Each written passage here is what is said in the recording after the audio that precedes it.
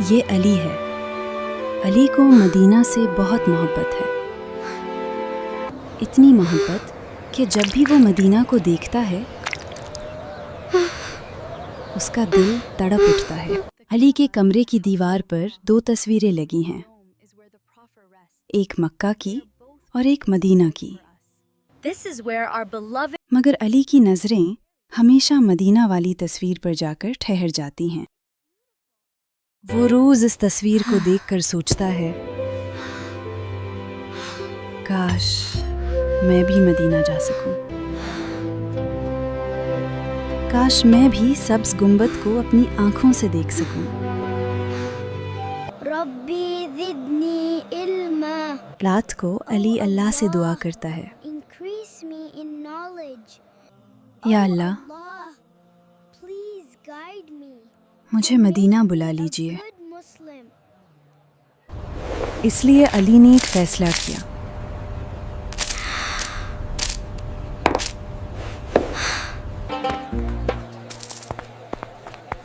وہ اپنے مدینہ کے سفر کے لیے پیسے جمع کرے گا۔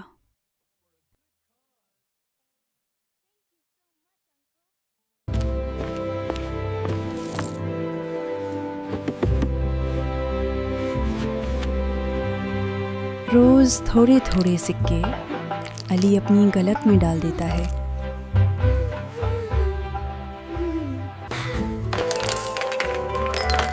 ہر سکے کے ساتھ اس کی امید بھی بڑھتی جاتی ہے۔ علی جب گلک کو ہلاتا ہے تو اسے یوں لگتا ہے جیسے مدینہ کی راہ قریب آ رہی ہو۔ علی اپنے ابو کو گلک دکھاتا ہے۔ ابو پیار سے اس کے سر پر ہاتھ رکھتے ہیں اور مسکرا دیتے ہیں۔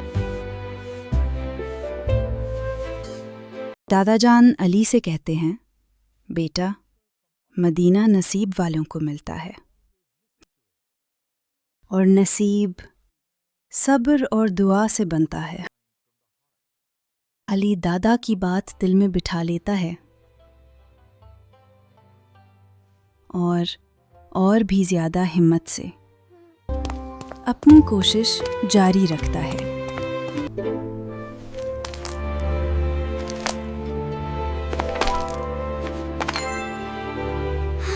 وہ پھر سجدے میں جاتا ہے، یا اللہ، میری چھوٹی سی کوشش قبول فرما لیجئے۔ ماں دور سے علی کو دیکھتی ہیں، ان کی آنکھوں میں دعا ہوتی ہے اور لبوں پر مسکراہٹ۔ اس رات علی کو ایک خوبصورت خواب آتا ہے۔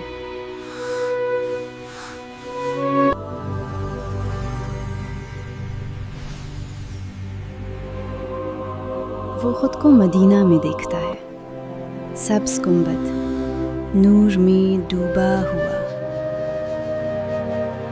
علی کی آنکھوں سے آنسو بہنے لگتے ہیں، یہ خوشی کے آنسو ہیں۔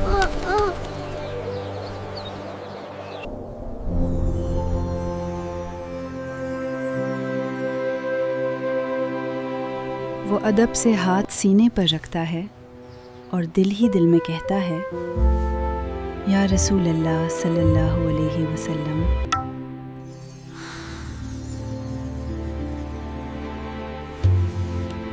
مدینہ کی فضا میں سکون ہے، نور ہی نور ہے، اور دل کو سکون مل جاتا ہے۔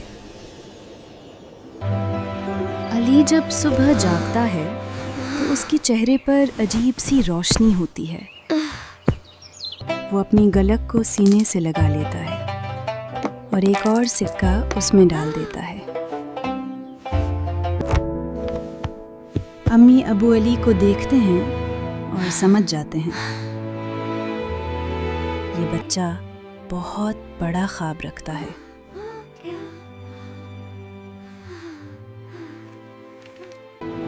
علی دیوار پر لگی تصویر کی طرف دیکھتا ہے۔ مدینہ، صرف مدینہ، شاید آج نہیں، شاید کل نہیں، مگر ایک دن علی ضرور مدینہ جائے گا۔ کیونکہ مدینہ محبت والوں کو خود بلا لیتا ہے۔